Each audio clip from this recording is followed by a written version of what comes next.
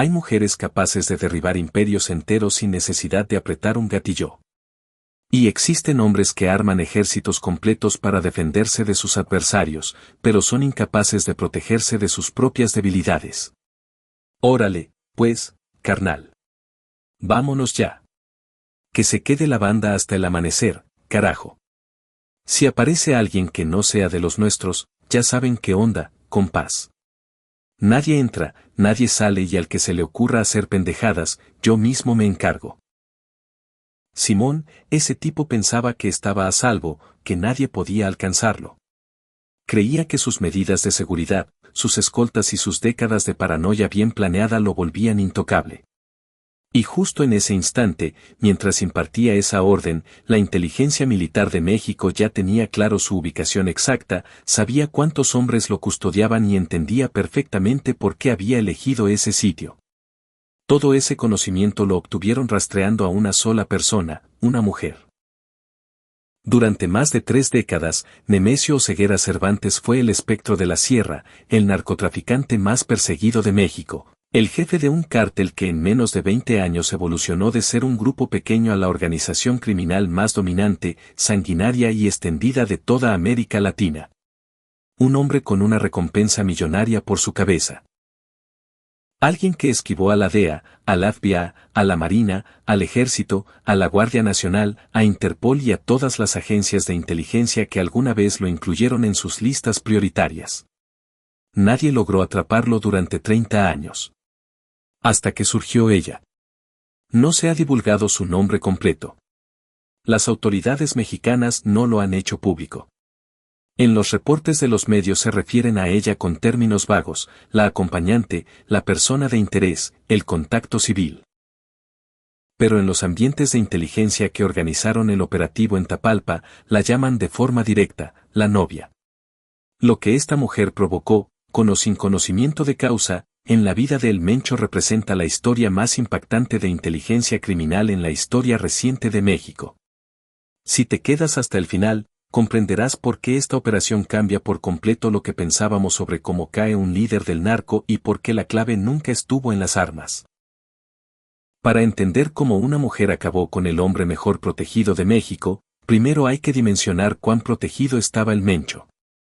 No era un capo al uso, de esos que se muestran en fiestas, se dejan retratar o basan su poder en el derroche.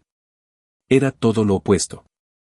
Mientras otros capos mexicanos levantaban mansiones con piscinas extravagantes y colecciones de fieras exóticas, el Mencho optaba por una austeridad extrema, consciente de que cualquier exceso dejaba un rastro tras él.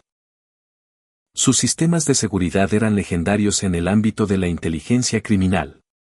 Jamás pasaba 2 noches seguidas en el mismo sitio. Sus comunicaciones usaban encriptación multicapa, tan avanzada que analistas de la DEA la calificaron en informes internos como la más sofisticada hallada en cualquier grupo criminal del hemisferio occidental.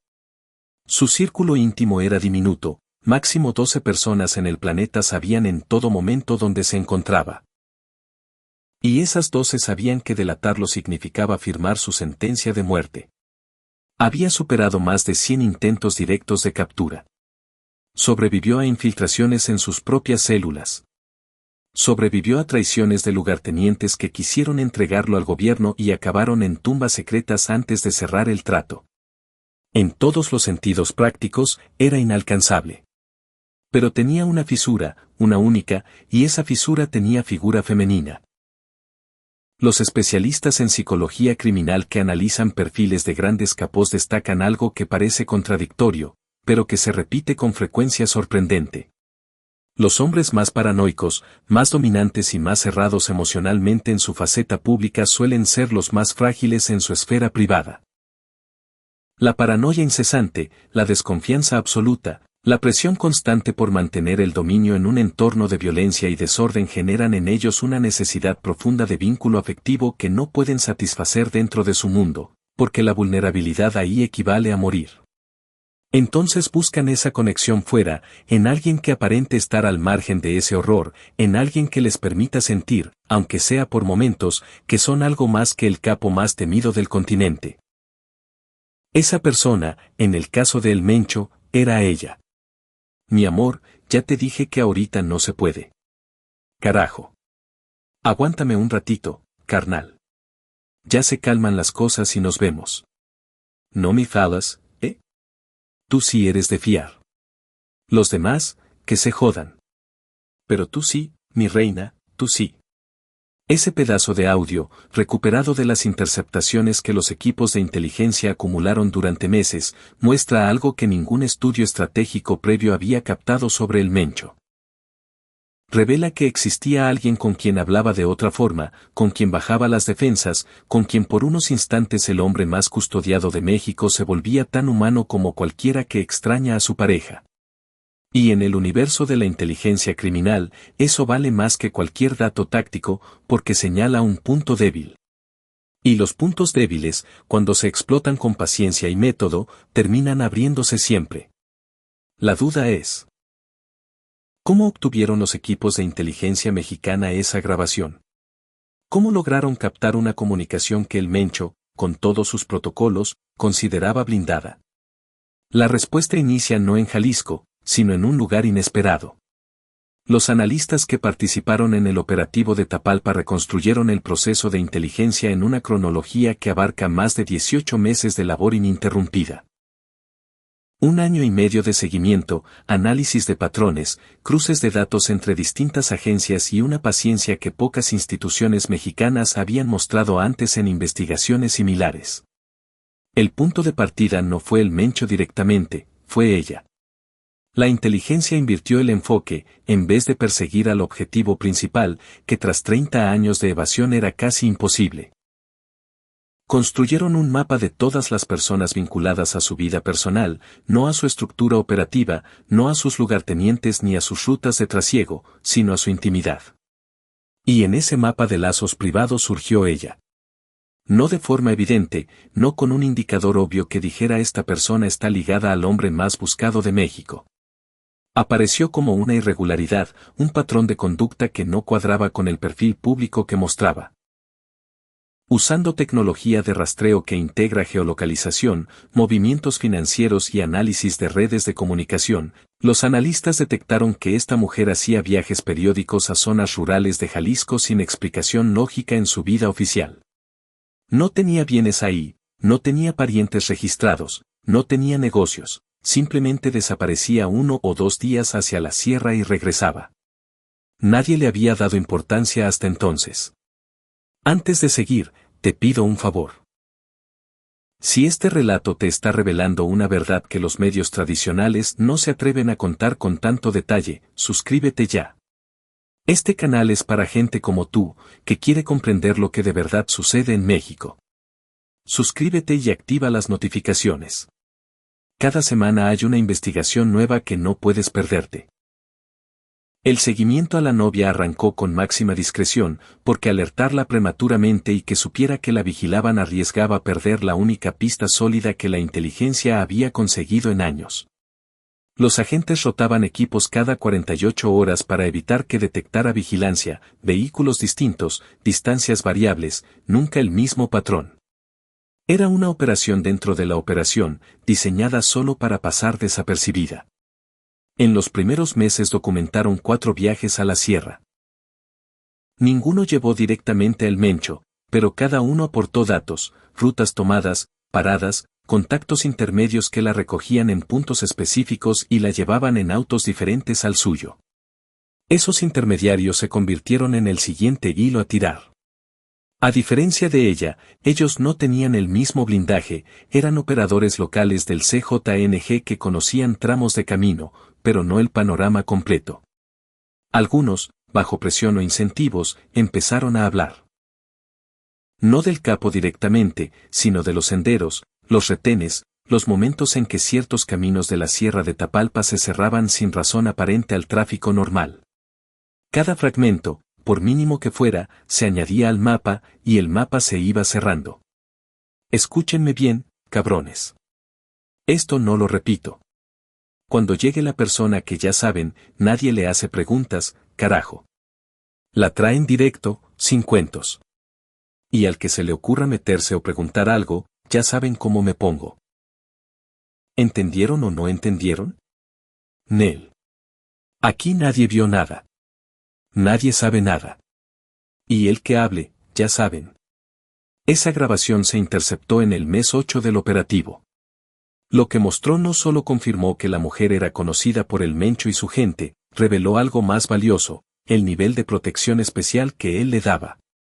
Nadie le pregunta nada, la traen directo. Esas órdenes no se dan para cualquier contacto.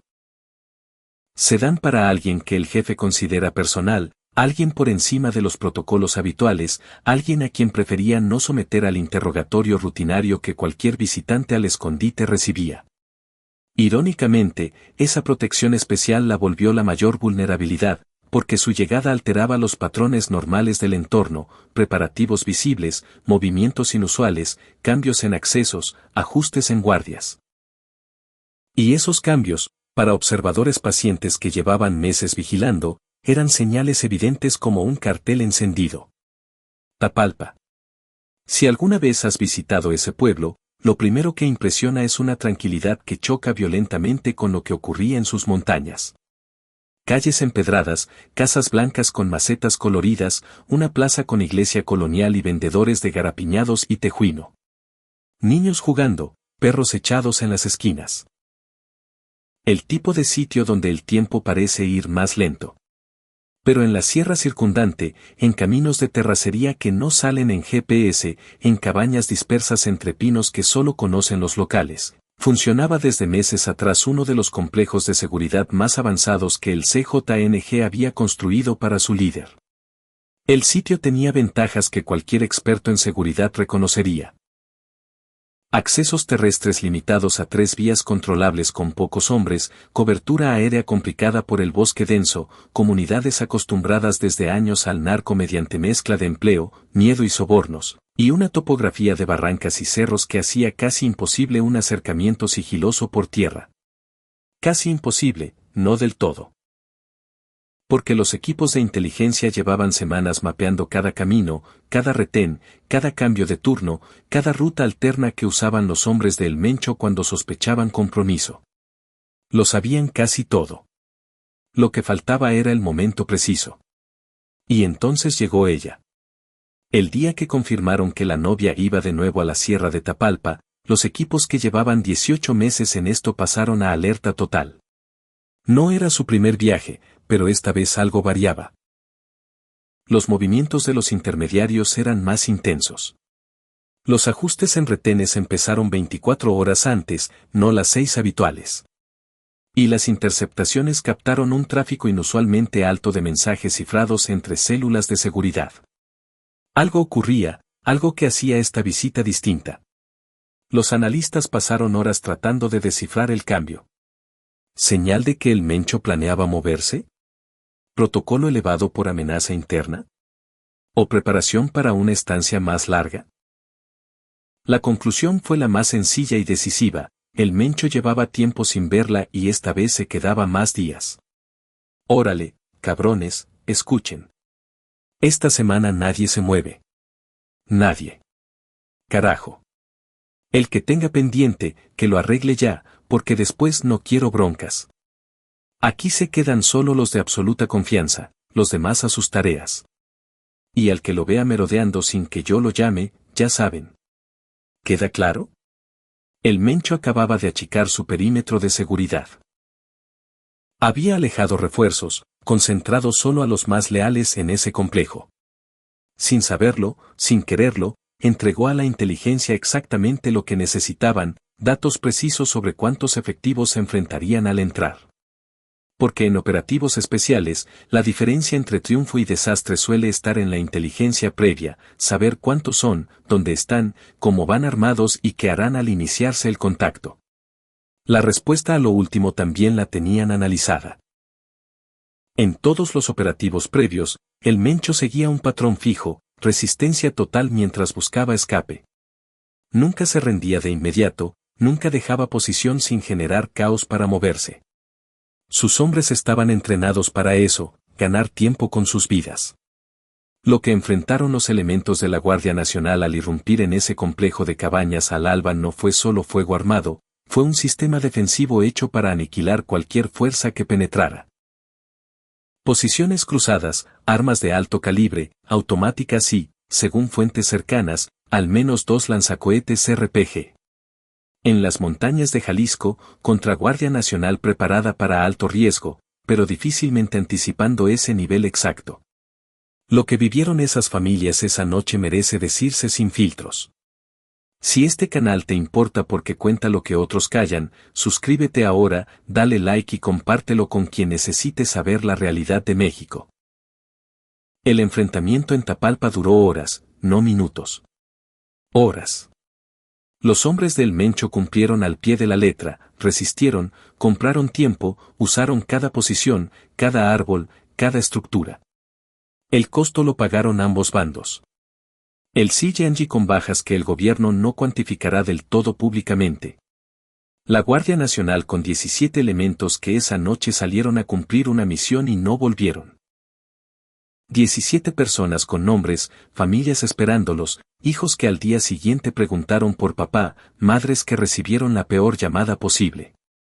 El gobierno los mencionó en su parte oficial con frialdad administrativa, elementos caídos en cumplimiento del deber. Como si esas palabras bastaran para abarcar lo que esas 17 muertes significan.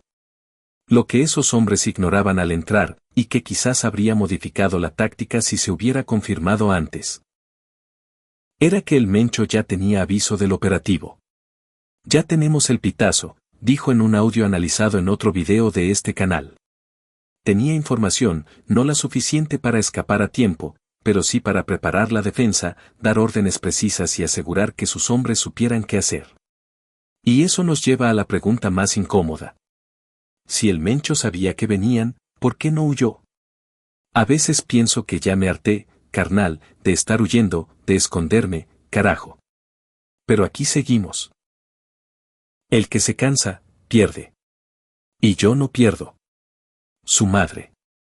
Algunos analistas creen que el Mencho tomó una decisión antes del operativo. No rendirse, sino no escapar. 30 años huyendo, 30 años sin poder quedarse más de días en un lugar. 30 años edificando un imperio que lo hacía el hombre más poderoso de México, pero que lo condenaba a una jaula de oro donde el lujo no compensaba la imposibilidad de una vida normal. Y tal vez, solo tal vez, esa mujer era lo más cercano a normalidad que había tenido en décadas. Dejarla ir esa noche, quedarse en el complejo, no activar evacuación disponible, quizás no fue solo error táctico, quizás fue elección.